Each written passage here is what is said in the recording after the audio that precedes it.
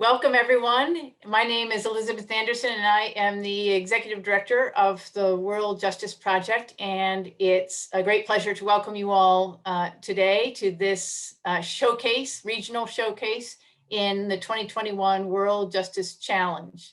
We've got an exciting couple of hours ahead of us, and I want to dive right into the substance as quickly as possible. But first, before I introduce the program, let me take a moment to thank our sponsors. This World Justice Challenge would not be possible without the very generous and steadfast support of the organizations represented on the slide here, and individuals as well. Many of them have contributed generously to this competition and also are supporting us in many ways with in-kind support as judges, as mentors, and otherwise sharing expertise in discussions like we're having today. So really a heartfelt thanks to these generous supporters of this challenge competition. Let me take a moment to introduce the competition. Many of you have been actively involved in it over the last months and know it well, but we have a broader audience. And I'd like to familiarize them with what we have been doing with this World Justice Challenge. This is a annual competition that WJP runs, often in connection with its World Justice Forum, which is a in-person gathering. This year, of course, because of the pandemic, we're not able to come together in person. And so we have been convening the challenge this way, virtually. And we've been delighted by the energy and enthusiasm and involvement that we've seen from organizations around the world. The World Justice Challenge 2021 is organized around a theme of advancing the rule of law in a time of crisis. This is an effort to essentially crowdsource effective responses to the very significant rule of law challenges that we see emerging in the context of the pandemic. The pandemic arrived on the heels of multiple years in which we saw rule of law declining already around the world. And in many ways that we will discuss today, the pandemic has accelerated those negative trends. But there is hope, and that hope is reflected in the 30 finalists that you can see represented on this screen. They are organizations, actors from around the world who are finding effective ways to respond to the rule of law issues that we see these days. We were delighted to have 425 applications from 114 countries for the competition, and had a very difficult time winnowing that field to the 30 projects that are being showcased on our website and in this series of 4 regional showcases. Today, we will hear from 7 of those finalists from Africa and the Middle East region. But first, I'm delighted to have an expert panel of actors from foundations, civil society, practice, to share their perspectives on the rule of law challenges that we have in this region in particular. So this is how our event will unfold today. We will start with a panel discussion among the 5 of us. We have for that panel, Minister Salaheddin Al-Bashir, the former Minister of Justice of Jordan, and now a senior partner in ID law. Natalie Della Palme, who is the executive director of the Mo Ibrahim Foundation. Leslie Tsai, who is the director of social impact at the Chandler Foundation, and Mina Kiai, who is the former UN Special Rapporteur on Freedom of Peaceful Assembly and Association and head of alliances and partnerships with Human Rights Watch. Following a discussion with that panel to frame the challenge that we face in the context of the pandemic, we will get to the meat of our event, which is 3-minute pitches from each of the 7 finalists in the competition. And then following those presentations, I'll ask a quick follow-up question of each of those finalists. Then there will be an opportunity for you all, our audience, to pepper them with questions. We will go into breakout rooms. You can select your breakout room to have a more intimate discussion with these change makers, ask them questions about their work, and hear from them about the challenges they're facing and how they are meeting them. We will do 3 rounds of about 8-minute breakout rooms. After each round, you will have an opportunity to choose a second or a third room to turn to, and then we'll come back and close our event. So that's what we can expect this morning.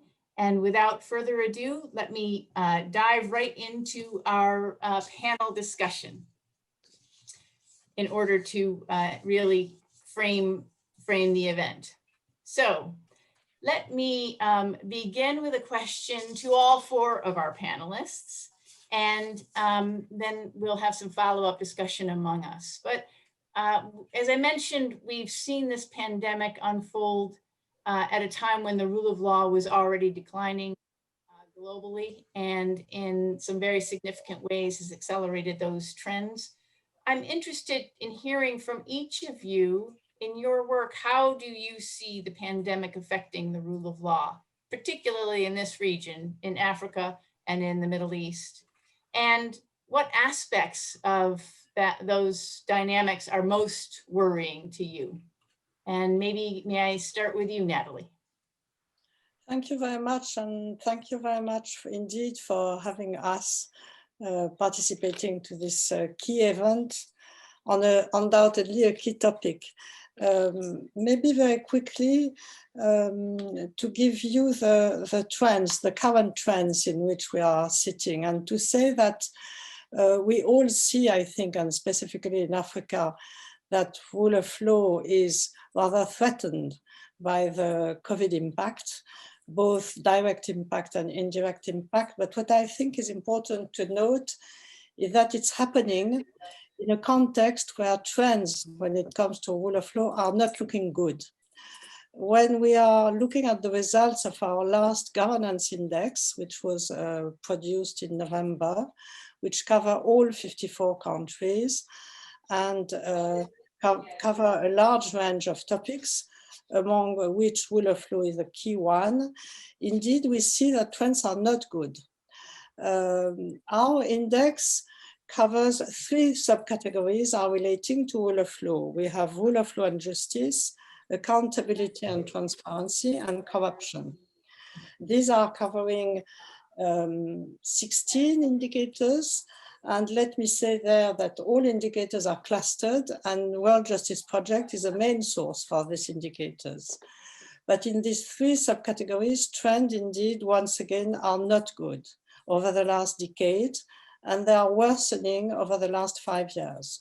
If you take rule of law and justice, I mean, there has been small progress, but a very quick deterioration over the last 5 years, especially with a very concerning retreat in impartiality of the judicial system. If we take accountability and transparency, we see the same decline worsening over the second part of the period. 17 countries are following a path of worsening deterioration, and we have the same trend in anti-corruption. Well, not the same trend actually. In anti-corruption, indeed, there is improvement, which is even looking better over the second part of the period, but it is still the lowest subcategory out of the index. So a huge margin of amelioration here, and still 14 countries out of 54 who are following a path of worsening deterioration. I'm insisting on that because what's happening now with COVID is just potentially a worsening of these trends. And this is really something that we must pay attention to, be it the conditions of sometimes overly harsh lockdowns, but it happens in all, I would say, all sets of life, and it is seen. We see that in survey, we see that in data that begin to come back. basically in every country. So it's certainly something that needs to be watched. Thank you. Thank you very much for that kind of sobering overview. Let me turn Mina to you and hear what are your biggest concerns, rule of law concerns in this moment. Thank you very much, and thank you all for attending this. I hope this is as useful as it's began, and thank you, Natalie, for that very good summary to put us forward and present it there. I think I'm still not sure personally whether things are whether things are worse off because of COVID or things were already on a trend of getting worse without COVID. And what COVID has done is it's exacerbated trends that were and instincts by states that were not going to be good, were not good in the first place. So I'm still not sure. But what has been interesting looking at COVID-19 in Africa for me in terms of fundamental rights has been the securitization of the response by the state, by many states to the pandemic. And when they did their curfews and lockdowns, the response was using security and using police to beat up people, to lock them down. I mean, it's not only Africa, Africa's not the only country or the only region that was affected by Corona, but I think the response of the state and the police to COVID was probably one of the most extreme compared to other parts of Africa. Instead of politely ask people to leave when there's a curfew or lockdown, they arrest you and then they lock you in a cell without spacing, without masks and all that stuff. So there's been a lot of response to it. Sometimes it's been, in some places, it's been where there've been where there've been deniers of COVID, as in Tanzania. The police were, if you wear a mask, the police attack you and harass you because you're wearing a mask and say, in this country, there's no COVID. This was before the death of President Magufuli recently. So there's been issues around that. I think the second issue of concern for me around COVID has been the impact on already fragile economy and the consequences of increased poverty within society, and whether it means increased crime, increased frustration, increased corruption, whatever it is we want to say about it. But because the economy has deteriorated and is not looking good, especially for poor people, and with all these lockdowns and with economies getting less productive, there's a worry in terms of what that means to people in Africa and how that will mean to rule of law. There's a direct link between economy and rule of law, and has been there for historically as far as Africa is concerned. I think the other thing that's happened is that COVID has given instinctively authoritarian states cover for continuously closing down. So if they don't like an opposition leader like Bobi Wine in Uganda, they then use COVID as an excuse to make sure he does not campaign. If they don't like what you're going to say in a press conference, they use COVID to lock you down. So there's been a hardening and a push of elements to close down the freedom of expression, assembly, and association. Note, yes, it is possible and it is to restrict rights during global pandemics. But I think they've got to be time limited, and there's got to be space for people to get out of it and figure out what to do. And at a time when there's a global pandemic, I think at some point the expansion of space is important because there's so few avenues left for people to express themselves and get their voices heard. So I think that's been important. The last thing I want to say around this is the fact that Africa has historically had one of the lowest levels of internet penetration in the world.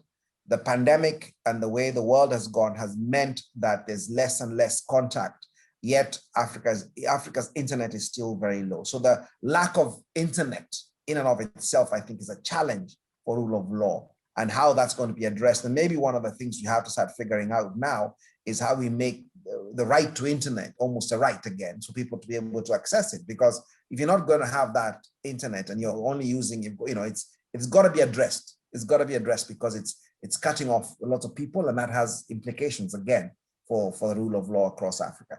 I'll leave them there. I've talked about elections and how difficult elections have been in many parts of Africa, and because of all those things. So it's been a tough time, and wondering where it's going to go after this. But thank you. Let's leave it there. Thank you. Thank you very much, and lots to chew on there, and maybe some ideas about the areas for investment for building back better.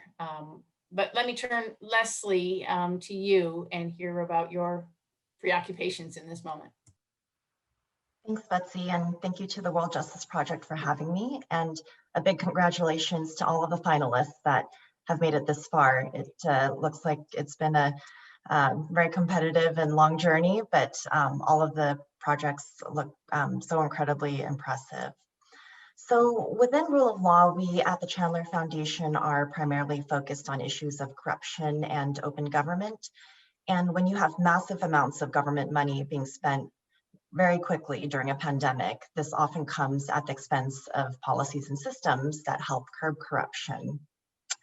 And while it was good to hear from Natalie that the Mo Ibrahim Index, as well as the World Justice Project's Rule of Law Index, showed that as a region, the corruption ranking did not decline significantly during the pandemic. Anecdotally, there has been widespread accusations of misuse of COVID funds during the pandemic. For example, in South Africa, where the health impacts have been the worst in the region, there's been allegations of massive fraud, investigations into almost $1 billion US of COVID funds. Or you have even more outlandish anecdotes like in Uganda, where an ambassador was recorded on a Zoom call plotting to pocket COVID relief funds. And we're also quite concerned with open government, which has various aspects to it, including some of the topics that Maina had mentioned. But in particular, with the downward trend in open government, it's alarming from a corruption perspective because it's openness and transparency that would ultimately allow citizens to have the information to hold their governments accountable when it comes to corruption. That being said, I wanted to end on a slightly positive note when it comes to trends, which is while there is a downward trend when it comes to open government, there are positive examples of countries seeking to turn the tide around. And just one example, our grantees, the Open Government Partnership and the Open Contracting Partnership, have been working with Nigeria to make public COVID-related expenditures, procurement information, and beneficial owners of those companies that win COVID-related contracts. And as a result, there have been groups of civil society organizations that are now coming together to follow the money to track proper use of COVID funds. So while there's much that concerns us in terms of trends when it comes to corruption and open government, we're also excited to see some positive examples in the region where countries are introducing solutions in areas such as procurement and beneficial ownership transparency. Thank you very much for that perspective. And certainly there's nothing like a crisis to highlight the difference between good and bad governance and to really begin to identify effective responses. But before we turn to those, Saleh, can I turn to you and ask the same question? What is most preoccupying you in terms of the rule of law dimensions of this crisis? I mean, I totally concur with my colleagues on the thematics that they have actually shared with us. I think we need also not to miss the interesting element of accountability. I mean, there has been a lot of pressure on populations, and therefore accountability and delivery by government and responsiveness. We've seen probably a bit of improvement there.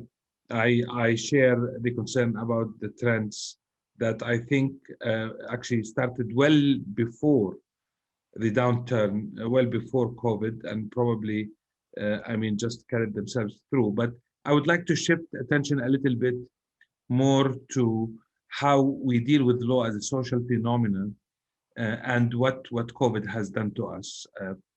The best description of COVID was shared by a friend of mine who said to me, you know, we are accustomed to watch movies, not live in them. And therefore, we are experiencing uncharted waters in many elements, even with our daily lives.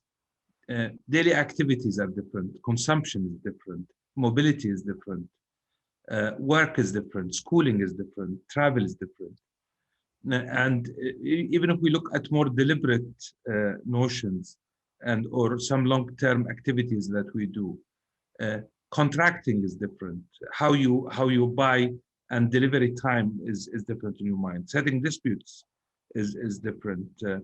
Deciding to buy a house is different. All these have been affected profoundly, and I think we will see deeper look and gazes at how we relate to law and what we value in law a bit differently, and that would be probably a subject of discussion and gaze for a long period of time, even if normality is back next year or the year after. But I would like to focus on 4 areas where I am slightly concerned.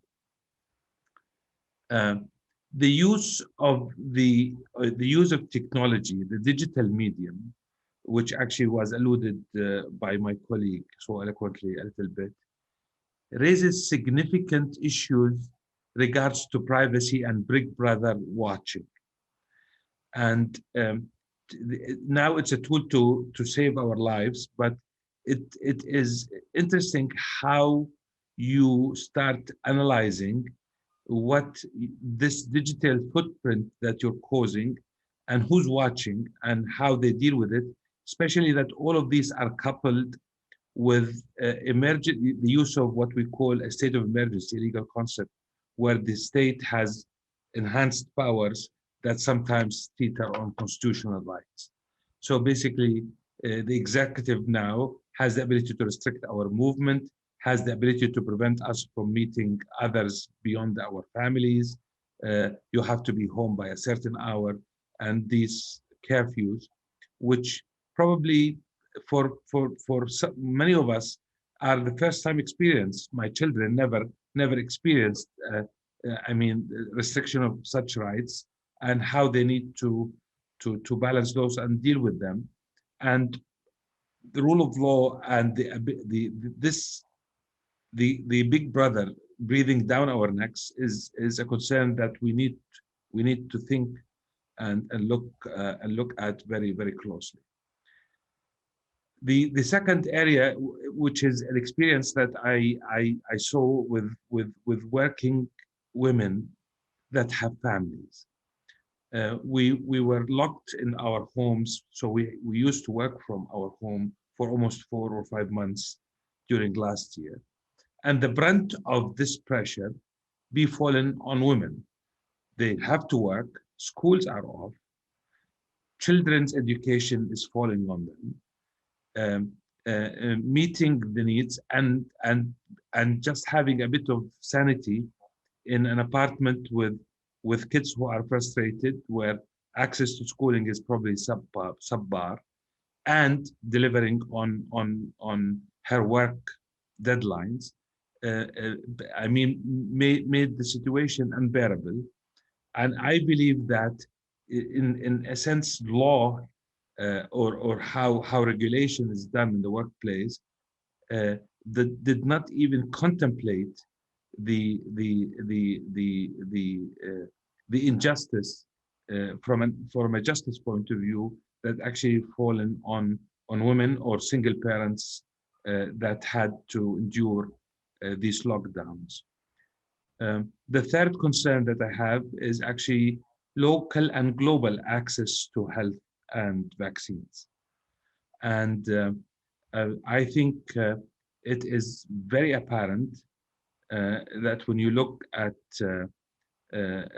all issues of rule of law, whether internationally or even locally, on how healthcare is administered, ensured, access to tertiary healthcare and ICU beds, and at the same time, the delivery of governments, where we, for the first time in our lives, our livelihood and health is dependent on taxpayers' money and not the private sector.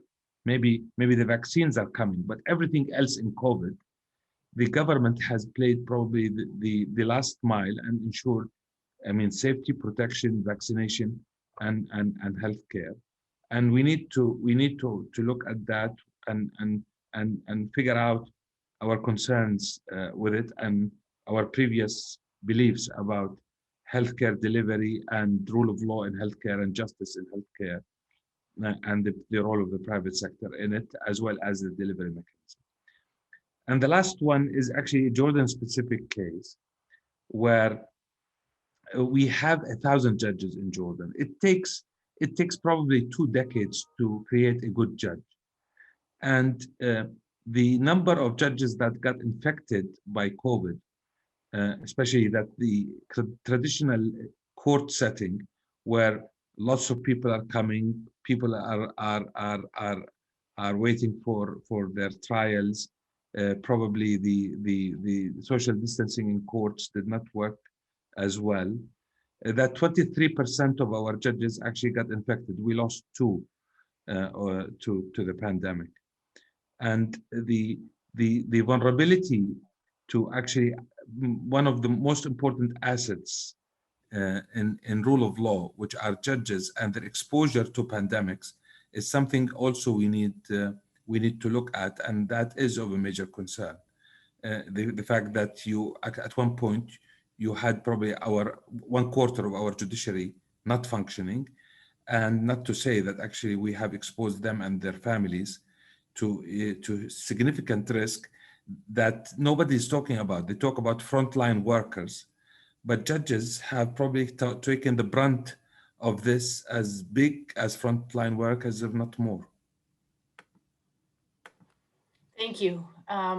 Very important and sobering points there. And unfortunately, I fear that that is not something that is unique to Jordan, those stresses on the judiciary in this context. We are running out of time for this portion of our event, but I want to circle back lest we end only on the problems and hear from each of you maybe in a minute or so what you see as the most promising solutions or responses to these challenges, either in the immediate term or dealing with some of these longer term effects that some of you have alluded to. May I begin with you, Mina? Very briefly, I think there are a number of things we need to do in terms of moving ahead. One is we've got to do much better at organizing from the bottom up and moving the solution to the people as opposed to make it from the top down. Let people, whether they're educated or not, think of a solution and push the leadership to move. I think the era of top-down solutions really should be reduced and focus more on a bottom-up across the country, so people so you mobilize people. The mobilization has to go on. Second thing, which is, I think it just came up from thinking, and I liked what he said in terms of corruption, but how the question is perhaps more creativity now on our side to move from transparency to action. So, coming from Kenya, we have had a lot of transparency around contracts and corruption through the reports of the Auditor General, but never any action. And we've got to devise a way to move, so people aren't ashamed of being named as corrupt as companies are doing this. They just go on, And so, how do we move that to? How do we create a culture of shame, and how do we also create a culture of action from there? So I think there's opportunities that are coming up as we go, and and then we've got to find the third thing is find a way to push internet, and we're very, very conscious of the fact that we push internet, but we've got to increase privacy, and how we deal with this new powers in the world called Facebook and Amazon and Google and YouTube and all of them. There's got to be a way to deal with them, because they're as powerful as many authorities in the state, and they are affecting rule of law across the world. So just let me leave it there. Thank you for that. Leslie, can I turn to you for your solutions? Sure. So very quickly, on the corruption and open government side, reversing the negative trends that emergency spending and emergency powers have had on both transparency and, more importantly, accountability. So, as Mina mentioned on the transparency side, it's not sufficient, but during the pandemic, we certainly saw some sacrifices being made in the name of expediency, and we need to build better systems to, on the long run, to be in place so that when the next emergency happens, we don't have to make those trade-offs. And then secondly, on the accountability side, which was mentioned, civic space has been severely constrained during the pandemic. And as a result, it's very challenging for a civil society to hold government accountable when corruption does occur. So the solution would be reversing some of the trade-offs that were made during the pandemic. Excellent.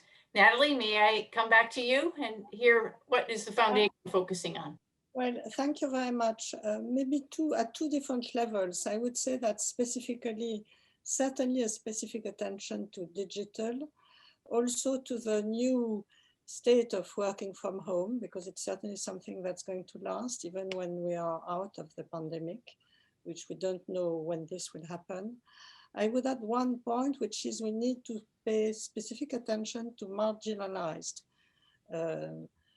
people in the society, because I really do think that this COVID impact is going to widen inequalities very strongly, be it at health, social, or economic level. This is certainly something that we see very much already in most African countries. More generally, I think that we do need to make the point on the key interest of rule of law. It's not a question of moral duty. I mean, it is, of course, but not only, it's a question of interest. It's a question of efficiency. It's a question of efficiency and interest immediately when it comes indeed to securing recovery, securing additional funding for fighting against COVID. And no donors, no partner will go there if they don't have a strong sense of accountability mechanism. So this is immediate interest. But on the longer term, I mean, really, once again, it's a matter of efficiency. And on the longer term, if also, I would say that it's a challenge for rule of law, because we need to find the right balance between avoiding to say that when there is an emergency, rule of law doesn't matter. There can be no trade-off between rule of law and emergency situation. And this is a key message that needs to be said and said again. On the other side, we need to, if only to strengthen trust in the rule of law, to make sure that the rule of law is adapted to reality. Because if rule of law makes life impossible for people, it's not going to work. So it's this difficult balance between something that needs to be kept, but something also that must adapt to the reality of life. Otherwise, it's not going to work. Once again, making the point of the fact that rule of law is key to any recovery. Thank you. Thank you very much. Yes, if anything, rule of law becomes more important in a crisis context like this. And let me also acknowledge the foundation as a regional partner in co-hosting today's showcase, and for all the work that you do in this region to advance these causes. Sally, let you have the last word. And yes, very briefly. 4 problems. Very briefly. One, I totally agree with Mina on the digital. I will add not just that we need to define access to justice by access to connectivity, where it could give us certain interesting futures and opportunities. We need to think about the privacy issue that Mina alluded to, but also there is an element that keeps irking me with all these virtual trials, especially criminal ones. To what extent does habeas corpus, show me the body, in fact, get satisfied by showing a judge the body virtually? And whether the elements of a fair trial could actually be satisfied without having the person in the court free from duress or fear in the presence of a natural judge. And I think we need to develop a lot of thinking about that. Maybe we could go a little bit also to the virtual civil disputes and make sure how a judge, how you could cross-examine or find the truth in a virtual medium, and how you could regulate all around it. Because what we see today is we see protocols, we see etiquette for Zoom in trials. I'm not sure that actually we fully thought about those elements.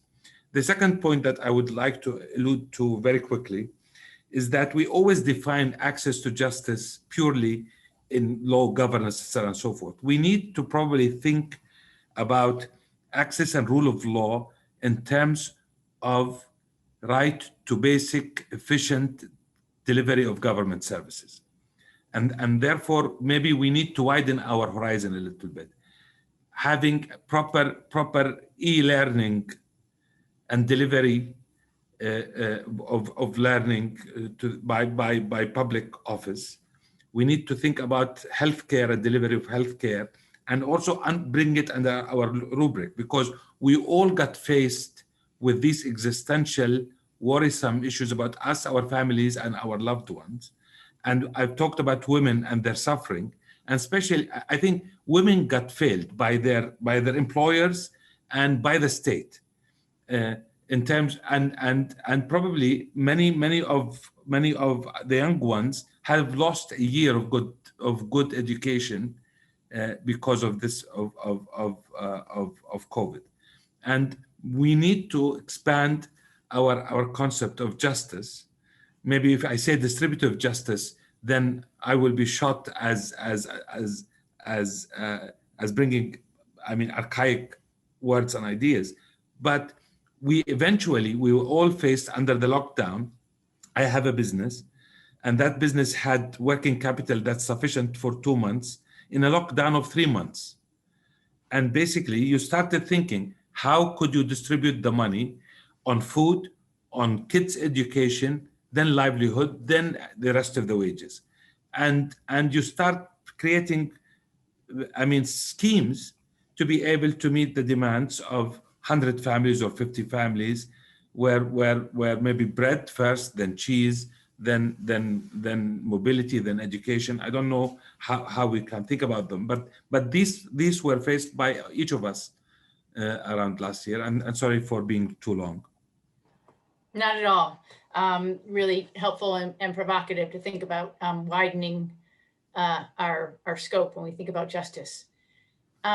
Thank you very much to our panelists. This has been a very helpful framing of our event today. Certainly validates this exercise, underscores the very significant rule of law challenges that we're facing and the need to identify effective responses. I'm delighted to say that we have 30 effective responses reflected in our finalists, and we're going to hear from 7 of them today, people who are working on the front lines to tackle exactly the challenges that we've been hearing from our panelists about today. So in this second phase of our event, we will hear from those 7 finalists. Each of them has 3 minutes to give a fast pitch explanation of their work. We've asked them to answer 3 questions. What's the problem you're trying to solve? How are you tackling that problem? And what impact is it having and for whom? So now we will hear from each of those 7, and then you'll have an opportunity to go into breakout rooms with each of them to learn more. I should also note that there is much more information about each of these projects on our website, videos and detailed descriptions of their work. And there's also a community platform where you can join the World Justice Challenge community and ask questions of our finalists in that space as well. And there is in the chat a link to join the World Justice Challenge community if you've not done so. So let's begin with our first presentation from a finalist, and that is from attorney Sosan Zahar, who's the Deputy General Director of Otola in Israel. It's the Legal Center for Arab Minority Rights. Some of our panelists spoke about the particular challenges faced by marginalized communities, and Otola is tackling that challenge in Israel with a project they describe as or entitled Otola's Emergency COVID-19 Project, Demanding Equal Treatment and Non-Discrimination for the Arab Minority Through the Israeli Legal System. Sosan. Hi everyone, I'm very happy to present Adala's emergency COVID project called Demanding Equal Treatment and Non-Discrimination for the Arab Minority Through the Israeli Legal System. Our problem statement is the following. Adala's project addresses the problem of state discrimination against Arab citizens of Israel, a national homeland minority group that comprises about 20% of the population during the COVID-19 crisis. From the start of the outbreak, the Israeli government acted in a discriminatory manner. These acts starkly revealed and deepened the long-entrenched structural discrimination faced by Arab citizens. The discriminatory state policies included the inaccessibility of online distance learning during school closures for tens of thousands of Arab children, major gaps in access to emergency medical services like testing and isolation facilities, the unequal rollout of economic stimulus measures, the state's failure to collect and publish comprehensive data, the failure of key ministries to provide essential health information in Arabic, and the government's excessive reliance on emergency regulations which violated civil liberties. Our solution was the following. Adala has worked to solve these problems by pursuing legal cases in Israeli courts and before state authorities to obtain concrete remedies and state resources for discrimination against Arabs. Adala also engaged in extensive media outreach in Arabic, Hebrew, and English, which brought widespread public attention to these problems, as well as international advocacy before UN human rights experts. Adala has also brought over 40 legal cases and legal interventions in the fields of access to health, promoting a dignified life, and protecting civil liberties. While the primary target population is the Arab minority, some remedies and policy changes that Adala achieved have also benefited the wider Israeli Jewish population. Our successes achieved included, among others, the following. Opening COVID-19 testing centers in the Naqab, Triangle, and Upper Galilee areas with an Arab majority. Information in Arabic on the Health Ministry's website, previously published only in Hebrew. A decision to amend a policy that excluded tens of thousands of Arab Bedouin citizens living in villages unrecognized by the state from receiving emergency food aid. The cancellation of emergency regulations allowing around 4,000 pregnant women to be fired without special permit. This project could be scaled up to encompass broader economic justice work aimed at preventing further widening of existing inequalities and spikes in poverty levels among the Arab minority. Thank you very much, and good luck to Adala and to everyone. Thank you very much for that excellent and time-bound presentation. You stuck to your 3 minutes well. And congratulations on this really impressive work. Thank you very much. Like a lot more than one could achieve in just 1 year. And really interesting and inspiring to hear about. We'll turn next to hear from Jean-Claude Barakimfiti from Burundi, the Burundi Bridges to Justice project entitled Pro Bono Lawyers Provide Access to Justice and Prevent Torture of Burundi's Most Vulnerable. We heard from Maina Kiai of the particular challenges in the context of the pandemic in criminal justice systems. And Burundi Bridges to Justice is doing some really important work that we can all learn from. So Jean-Claude, over to you. You have 3 minutes. Thank you so much. My name is Jean-Claude Barakimfiti. I'm joining from Bujumbura, the capital city of Burundi. I am here to present you the work done by Burundi Bridges to Justice as far as our project is concerned. First of all, allow me to present you the problem statement that we are addressing daily at BBJ. Our prisons are dramatically overpopulated, And hundreds of those detainees, nearly 50%, are pre-trial, meaning that they have not yet get the chance to face the judge. There is no government-sponsored legal aid, and people undergo a human rights violation and tortures in the criminal justice system. Imagine COVID-19 happened in that situation, which is very awkward. That is very worse. And thankfully at BBJ, we have a solution to that problem.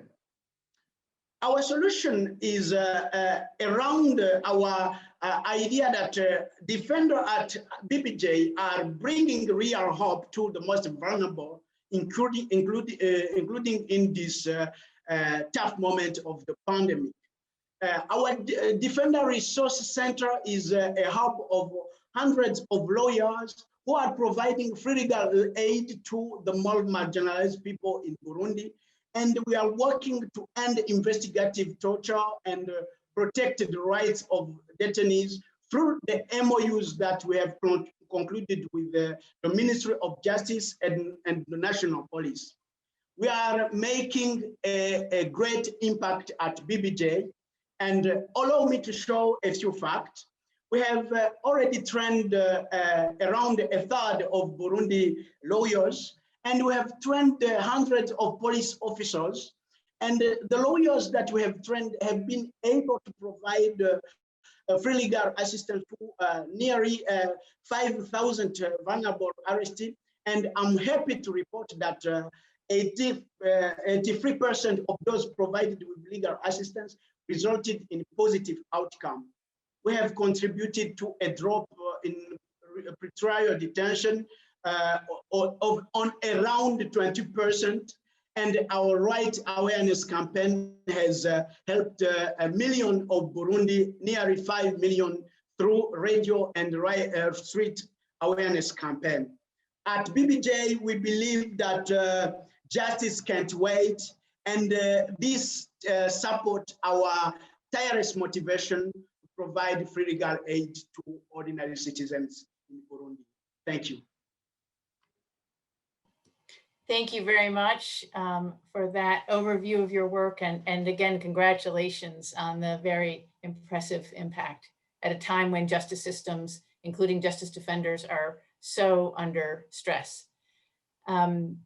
We will turn next to hear from Lydia Mate, who's the Uganda Country Director of SEMA.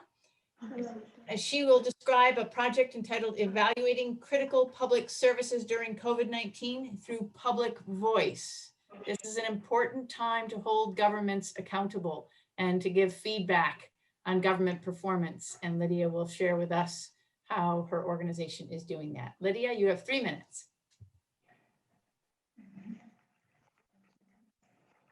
Thank you very much. Welcome, everyone. My name is Lydia Mate. I'm the director for SEMA in Uganda, where we gather citizens' voices with the aim of improving public service delivery in East Africa. In this speech, I'll share more how we've been able to make impact during the COVID-19 pandemic. Before I do that, the problem is that many citizens, even before the pandemic, didn't have a voice in evaluating public services, and on the other side, the government does not know how to improve their services. And they do find it hard to collect data that's both meaningful and reliable to improve service delivery in alignment with SDG 16. As a result, at the onset of the COVID-19 pandemic, many citizens' voices and opinions were left out during consultations. Many services also became inaccessible as a result of the transport ban. The police was deployed on streets to enforce measures that were tough and rough without consideration of those with disabilities, among others. Citizens still had no voice to give. Citizens still had no way of giving a voice, even when they demanded accountability for the COVID funds, hence our solution. SEMA aims to create a revolution in public service accountability by providing citizens a voice to give immediate feedback after interacting with public services. This is done through feedback devices that are locally made here in Uganda using recycled plastic, at distance technologies like the USSD code, toll-free lines and WhatsApp surveys, face-to-face interviews for in-depth analysis, with trained data collectors who are university students to promote SDGs 8. All this feedback is gathered and put together to form a customized report that is shared with public institutions, and recommendations are followed through our impact tracking. Since SEMA started, almost 100,000 citizens have used our feedback system at police station, courts of law, municipalities, and public offices. At the onset of COVID-19, we were procured by the Kampala City Authority to measure critical health facilities. We also got feedback from citizens on encounters through mobile WhatsApp surveys. We also engaged the highest levels of the Uganda police to share our findings and discuss improved service delivery. We successfully engaged a high stakeholder meeting to discuss how to bridge the gap between citizens and the government. It was attended by members of parliament, the police, and Ministry of Justice representatives. The recommendations from this meeting were shared with key government officials in the sitting government. As a result, we've seen the quality of our service improve by 67%, and waiting times have reduced by 80% at institutions where we measure. Even with a lot of uncertainty, over 38,000 have given feedback up to date. Thank you, ladies and gentlemen, for listening. Thank you very much, and congratulations on that important work and the impact that it's having. So let me turn then to Grace Ngugi, who is going to present a project of the Dobie Network of Kenya, and it's entitled Inua Mama Fua. Grace. Thank you so much for having me. My name is Grace Ngugi. I'm the Executive Director, Dobie Women Network. Dobie is a Swahili name that means our women domestic workers. These are women who are found in informal settlements in Kenya. They walk for long distances to go sit in rich neighborhoods to look for casual work, such as cleaning, washing, and during their day-to-day work, they're faced with numerous challenges as underpayment, delayed payments, non-payment at work, arbitrary arrest because they sit in people's gates waiting for any stranger to come and pick them. And they face also illegal detention by the police and also sexual harassment at work. And also, they are also coerced to perform inhumane acts such as washing dead bodies. And as we speak, during the COVID-19, when the first case was declared in Kenya, the women were taken to forced quarantine by the government.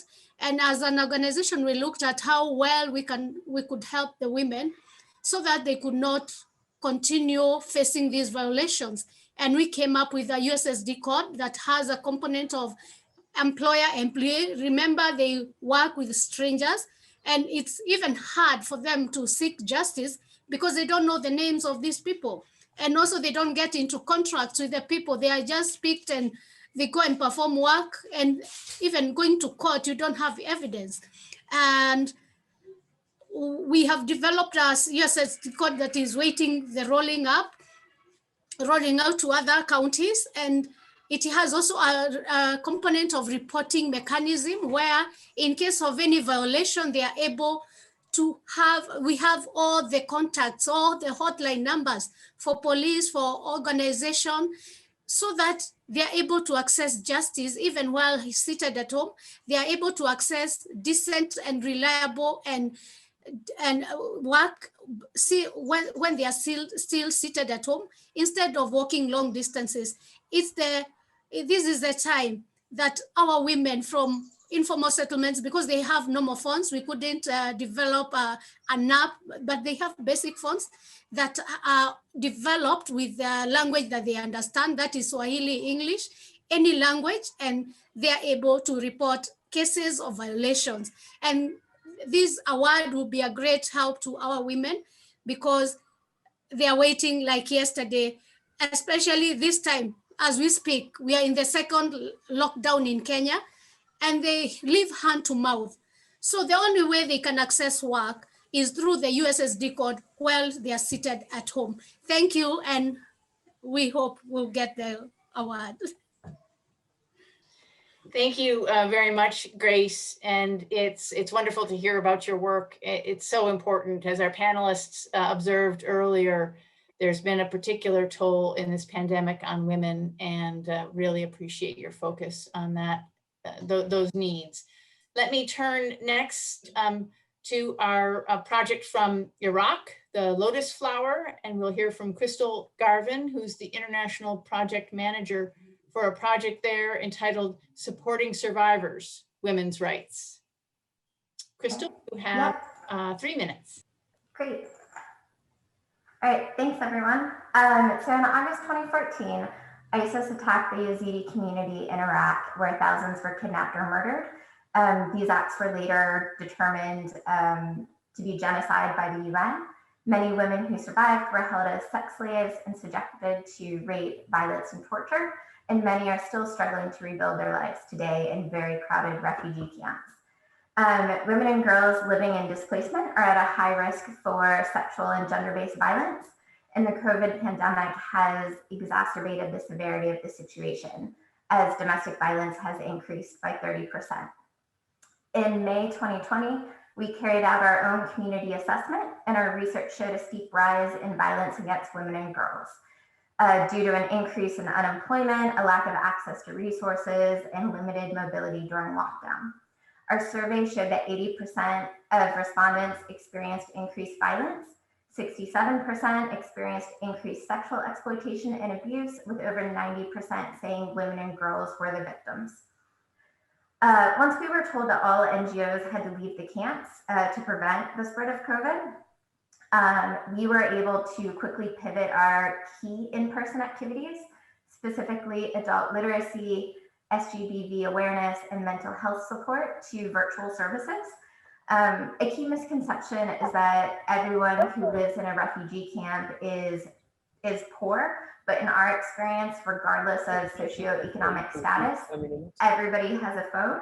We quickly launched digital centers via Facebook and WhatsApp groups, so that way we could stay connected with our community. And our team was able to provide virtual awareness sessions on GBV, gender equality, women's rights, and anyone could access our psychologist for virtual therapy sessions. We're hoping to scale our work in 2 ways. We'd like to hire a legal representative for GBV survivors so they can access the rule of law within Iraq. Previously, we had to refer any legal cases to other NGOs, but with few NGOs actually returning to the camps, survivors are unable to access the legal support that they need. By having it in-house, we can skip that whole process. And we'd like to extend our remote services so we can provide more support via a digital center. And our impact is we were able to stay in touch with our community. We reached approximately 4,000 people via our domestic violence awareness sessions and mental health support. And it proved to be an extremely successful and popular innovation as COVID increased the sense of isolation and mental health struggles for many women. Thank you. Thank you so much, Crystal. And another great project to illustrate the particular challenges facing a marginalized population, in this case, displaced survivors of atrocities, and really innovative, swift action to take your programming virtual and continue to meet their needs. Lots in there. We will turn to our next presentation, also using technology. This time we'll hear from Alice Pitarova, who's Managing Director of AI for Good. I'm describing a project in South Africa called Rainbow Chatbot to support victims of domestic abuse. Alice, over to you for 3 minutes. Hello, can you hear me okay? Great. So my name is Alice. I work for AI for Good, and today I'm going to present our smart support service for gender-based violence and abuse called Rainbow. So as you probably know, gender-based violence, or GBV, is a global pandemic that affects 1 in 3 women in their lifetime. And the most striking fact of it is that the majority of femicides that are committed every year are committed by the loved ones, so like their intimate partners. Lockdowns obviously increased instances of gender-based violence. Like in South Africa, only 9 days into the lockdown, the police announced that it had recorded over 2,300 gender-based violence cases. In June, labor unions added their voice to the outcry about the number of GBV-related calls. And in the latest survey by the UN Women organization, over 70% of frontline services said that they had to reduce service delivery due to A, tech challenges in delivering services remotely, and B, also because they were concerned about their client safety whilst they're trapped in the same space with their abuser. So we have to be more innovative and responsive. And as research tells us, this will continue to be the case even beyond COVID. And this is why we created Rainbow. So Rainbow is an AI-powered chatbot delivering tailored conversations to the people that are already facing or are at risk of abuse and violence. Because this issue is very sensitive and it takes time to realize that you are in abusive relationships, we created Rainbow to act as a companion to support survivors on this difficult journey. Rainbow is designed to provide a non-judgmental, friendly, and safe space for all worried that their relationships might be abusive or toxic or dangerous. So they can share their deepest concerns and get helpful and actionable information. Surprisingly for us, people actually tend to open up to a chatbot a lot more. And they share like really, really sensitive, intimate information. Rainbow, or Bow, this is how the bot introduces itself, helps people understand what consent is, spot early signs of abuse, realize what normal and what is not normal in relationships, learn about their rights to seek protection, for example, hear powerful stories from other people that experienced like similar situations and how they managed to escape. And unlike the majority of tools available right now for reporting abuse, it's available anytime, 24/7, any day of the week. In terms of impact, Rainbow has generated over 1 million conversations with over 20,000 users. 80% of users' feedback is positive, and one of them said, "I left him," with exclamation mark. So it was really exciting for us to see. And I'm really happy to present the solution here and to see other solutions in the same space. Thank you very much. Thank you, Alice. And again, congratulations for that impact. There's some silver lining in this pandemic in that we are learning new ways of working and reaching and communicating with people. And maybe some of that will make us stronger going forward. And your project is illustrative of that for a really important need. I'm going to circle back to Miriam Wachira and hope that we've solved the technical difficulty there and can hear about the regional program that she is leading. Hi, Miriam. This is a program that covers, it's run by Justice Defenders. It covers Kenya, Can you hear me? And the Gambia. And it's entitled Increasing Access to Justice and Providing Legal Education Through Online Platforms and Virtual Courts. Miriam, you have 3 minutes. Hello, everyone. My name is Miriam Wachira. I'm the country director at Justice Defenders Kenya. Our problem is that in the world, about 2 out of 3 people do not have access to justice. In Kenya and Uganda, our prisons hold about 3 times their capacity. That means that many prisoners are in prison without access to justice and without being heard for a very long time. So our solution is that as Justice Defenders, we go into prisons, pick a few inmates, prisoners, and a few prison officers, and train them as paralegals. Among them, we also give a few of them scholarship with the University of London to make sure that we do open offices within prisons, legal offices within prison, where this that has seen quite a large number living prisons. We have so far served about 30,000 clients in prisons, with about 15,000 being released. when COVID hit the prisons, the prisons blocked the world from prisons. That means, can you hear me? I can hear you. We don't see your PowerPoint, or at least I don't. If you're sharing a PowerPoint, we see a black screen. Okay, sorry about that. But that's okay. Please proceed. Your presentation is clear, and it's good to hear about this important work.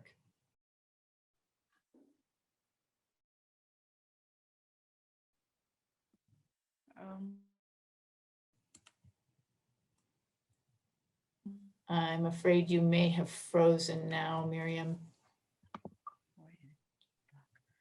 But you can hear. At least for me, you're cutting in. Hear me well? Now, yes. I think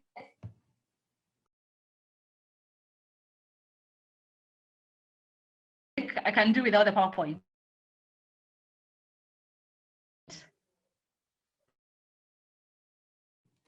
Yes, please go ahead.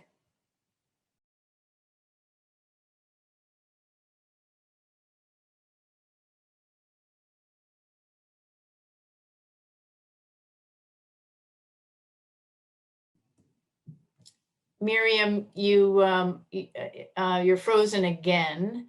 I wonder if there is another colleague from Justice Defenders who might be able to jump in and pick up where Miriam left off. Is Andrea Ocampo or Alexandra McLean? Hi, I'm Andrea, and it seems like Miriam's experiencing some internet issues. She lost power yesterday, so that must be it. So do you mind if I share my screen and speak on her behalf? Not at all. Please do. And if I could ask my colleagues to reset the clock, we'll do that. Great, thank you.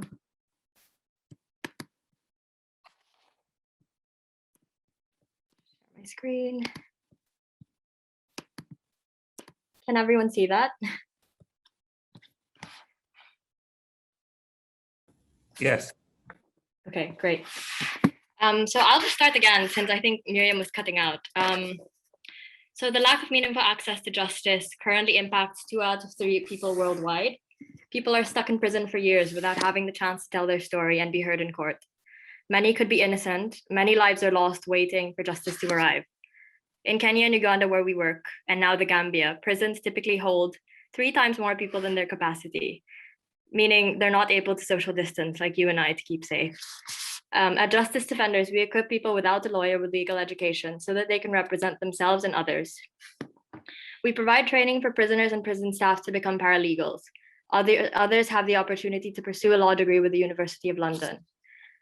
Our paralegals and graduates provide legal advice to anyone who walks into our legal offices in prison from 9 to 5 and day in, day out. Many inmates do not know what they're accused of, let alone know how to formulate a defense without a lawyer. Our paralegals help them understand their case, teach them how to cross-examine witnesses, and how to represent themselves in court with confidence. We facilitate University of London law degrees so inmates can follow in the steps of Nelson Mandela. We've trained over 300 paralegals who have provided quality legal advice to over 30,000 inmates. From these, we secured the release of 15,000. When COVID-19 hit, prisons shut their doors to the world, meaning that our legal training was disrupted and prisoners could not access courts. We worked with urgency to make our paralegal training available online, and we've since trained 158 inmates virtually. We've also begun facilitating virtual court sessions, linking judges to the inmates themselves. And since the pilot in June, we've facilitated 13,340 online court hearings. Let me see if I can play this video. So Susan in this video was accused of murder and waited 5 years in prison for a trial. She sought advice from her paralegals who helped her prepare a strong defense. With their support, she was acquitted in May 2020 in a virtual hearing. As you can see, one of the prison officers who we've trained to be a paralegal is visibly overjoyed by Susan's release. There are countless more like Susan who are waiting for the chance for a fair hearing. We are scaling up our digital programs to reach and train even more paralegals and to reach defenseless people like Susan. There's a hunger for justice across the world, across communities who are at the margins of society. This progress towards digital justice offers a universal lesson that justice can be delivered efficiently across the world, no matter how marginalized communities are. Thank you. Thank you, Andrea, for jumping in and for sharing that inspiring work. We'll now circle back to each of our finalists with a follow-up question. And I want folks to be thinking about which one they want to go into a breakout room with. The breakout rooms will be identified by the country in which each project is located. So make a note of that so you can select the one that you want to go visit next. But let's turn now back to our panelists and let me ask just a quick 1-minute question. What is your project's main strength or takeaway that others on this call can think about incorporating into their work? What can we learn from you? And I'll start with Susan Zeher from Otola. Yes, thank you, Elizabeth. In our view, the main strength of Adala's project is that the litigation is targeted, it's innovative, it's creative, responsive, and it has resulted in many achievements that have directly and positively impacted the lives of Arab citizens of Israel during the pandemic. One major thing that helped to achieve that is that Adala has been, for the past 25 years, the leading human rights organization that has been litigating cases in order to promote and defend the rights of Arab citizens in Israel in the Supreme Court. And it also gives us credibility among the grassroots, among the society, among Arab citizens, as well as among Jewish citizens inside of Israel. Thank you. Great, thank you. Jean-Claude, may I turn to you and ask you, what is the greatest strength or main takeaway from your project in Burundi? Yeah, thank you. Our project is lying on an intervention at the very early stage of arrest. That is a very big difference with other similar intervention, and it helps us to lay down a replicable model that can be easily stand in other parts of the country. And in addition, with this earliest intervention at the very, very beginning stage of the arrest, we have been able to prevent hundreds of people to enter in the overpopulated prisons in Burundi, especially the most vulnerable. And we think that our intervention is tackling a real and actual problem. Thank you. Excellent, thank you for that additional insight. Let me turn now to Lydia, who is with SEMA in Uganda. Lydia, what is the one takeaway or greatest strength of your project? Thank you. SEMA's system is developed to work at all institutions in Uganda and out of Uganda. Our system is quite robust, so we can switch to any sector.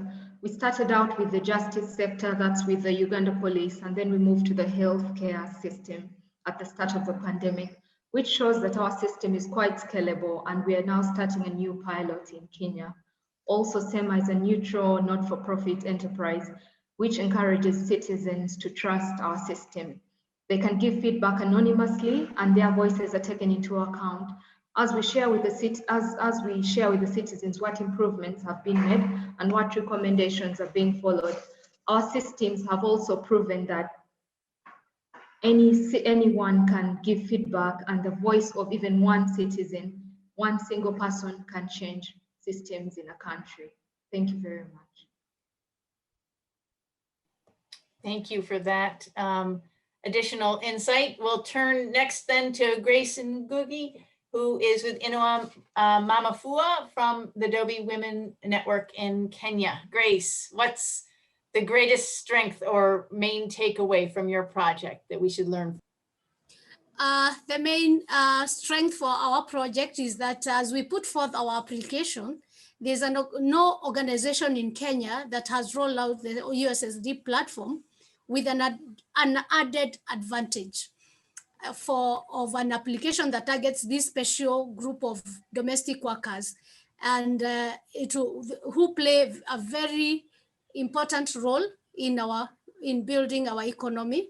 Again, the ICT technology will be one of its kind in facilitating the process of mobilizing, organizing, disseminating information, influencing policy implementation, and giving a voice to the women domestic workers in Kenya. And in return, we'll be fast tracking the implementation of labor rights policies and legislation, advocating for safe, decent, and reliable work for domestic women workers in Kenya. Thank you. Great, thank you. Much to learn there as well.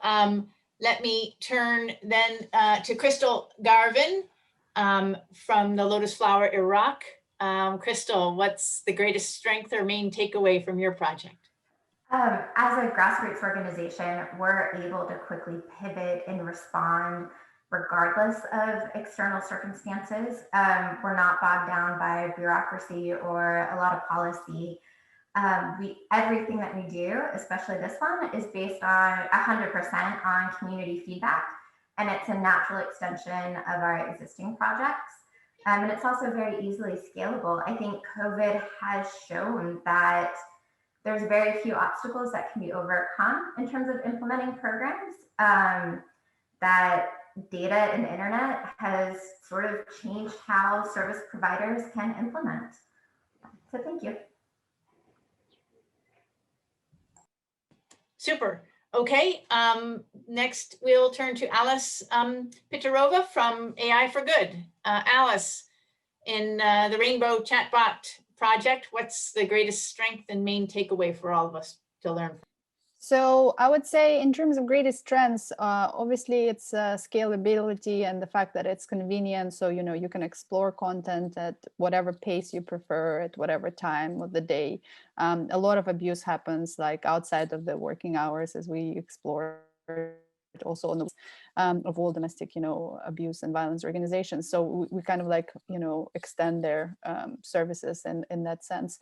But another thing which is really important for us is that we are very focused on human-centered design, and our solution is user-led. So for example, when we started on this journey, we thought we were going to build a tool for reporting abuse because we thought that was the biggest issue. But whilst, you know, doing user research and interviewing people that experienced abuse, we realized that it's not the biggest issue. The biggest issue is this shaming and stigma and realization of abuse. And also a lot of people don't use the word rape abuse when they talk about their relationships. They prefer to talk about, you know, love and relationships actually. So this is what we learned, our takeaway from this journey. Super. Well, we're all learning from all of us today. Let me circle back. I'm not sure whether Andrea or Miriam wants to take the mic for Justice Defenders and tell us what the main strength is and the main takeaway in your project. Thank you. I hope you can hear me now. Yes. Oh, I did. All right. Our main takeaway from our project, from the project is the power of putting the power of the law. In the law is seen as something for the privileged and the elite, but the law is here to serve all of us. Those who need justice most are the least likely to gain access to it. And we believe that those with lived experience of being in conflict with the law are actually well placed to one day shape and implement it. Our work reimagines the way inequalities in the criminal justice systems are addressed by directly working with prisoners to transform the systems. We work with those who are in conflict with the law, who see the system from the inside out, as well as those who feel outside of the law, unseen and beyond its protection. By placing the power of the law in the hands of those further from justice, the dynamics of the prison systems are changed from inside. Instead of tension and brutality, inmates and prison officers study the law together and share meals together. And that resulted in about 250 paralegals being trained and 300 inmates having access to legal justice. We are creating unlikely allies on both ends of the adversarial justice system: prisoners, prison officers, judges, lawyers, prosecutors, and the police. Would like to scale our project further into other prisons that we are not in. Thank you. Thank you, Miriam, and I'm glad you were able to connect, and we can see directly how impressive this work is. Well, welcome back. I hope everyone enjoyed the breakout discussions and found those stimulating. We're trying to approximate what usually happens at our World Justice Forum. Those of you who've been there know how stimulating and exciting those discussions can be in our expo area, where we can find friends and colleagues and partners doing good work. And I hope we've had a little bit of that today. I want you to ask you to join me again in congratulating our 7 finalists. Their work, I think you'll agree, is incredibly impressive and inspiring. And I wish they could all be winners. There is a very high level judging panel that will be reviewing these applications, these presentations today, and those of the other finalists from around the world over the coming weeks. There will be 5 winners selected by that judging panel. One of the 5, we heard from a number of colleagues today working on issues relating to gender justice and women's rights. One of the 5 prizes will be the Ruth Bader Ginsburg Award, to recognize in particular her legacy in advancing gender justice and recognizing work that is being done on those very challenging issues in this context. So those 5 winners will be selected from our judges, and a 6th winner will be selected by all of you. And so I hope you pay close attention and are thinking about where you want to cast your vote. In order to vote in that final competition, one has to join the challenge community. So again, maybe my colleagues can put that link in the chat if folks have not joined the community yet. That's where you go to vote. It's also where you can go to have follow-up discussion with colleagues who are finalists in the competition. So I encourage you to do that. The balloting for that, ballots will be available. You can request a ballot already at the end of this week, and the voting will begin the last 2 weeks of April. And finally, we have 2 more regional showcases. This is the 2nd of 4. Those are coming up next Wednesday and the Wednesday following. So if you haven't registered for those and want to hear from our colleagues in other regions of the world and be inspired by them, I encourage you to attend those events. And again, the registration should be in the chat or on our website. So with that, let me thank you all for joining us, for being a part of the World Justice Challenge, for giving us hope that we can, in fact, build back better from this very challenging rule of law context in which we find ourselves. Thank you for being with us. Bye-bye, all. Bye, thank you.